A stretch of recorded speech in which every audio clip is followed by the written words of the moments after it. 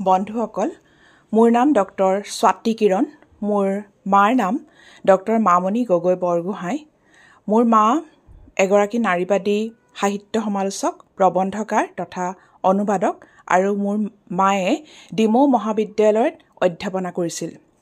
মোৰ দেউতাৰ নাম ডক্টৰ কমলাকান্ত বৰগোহাঁই আৰু মোৰ দেউতাই ডিব্ৰুগড় বিশ্ববিদ্যালয়ত অধ্যাপনা কৰিছিল। মোৰ দেউতা কমলা বৰগোহাঁই আছিল উত্তৰ ৰামধেনু যুগৰ এজন গল্পকাৰ। এতিয়া মই আপোনালোকক মই লিখা, মই সম্পাদনা কৰা তথা মই অনুবাদ কৰা বিভিন্ন কিতাপৰ নামবোৰ কওঁ, যিবিলাক এই ভিডিঅ'টোত আপোনালোকে দেখিবলৈ পাইছে। ভাৰতীয় মহিলাৰ আত্মজীৱনী আৰু নাৰীৰ সামাজিক অৱস্থান,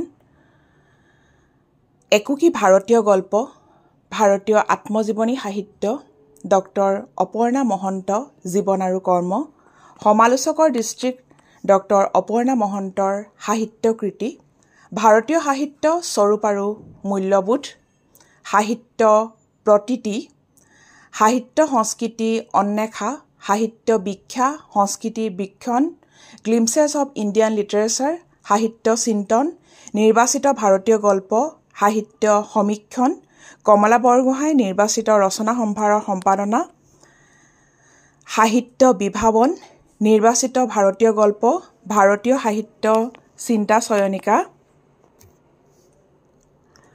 প্ৰজ্ঞাবীথিকা, বিশ্বৰ ২৫টা নিৰ্বাচিত গল্প, উপন্যাস বীক্ষণ আৰু বিশ্লেষণ, সাহিত্য সমীক্ষণ, সাহিত্য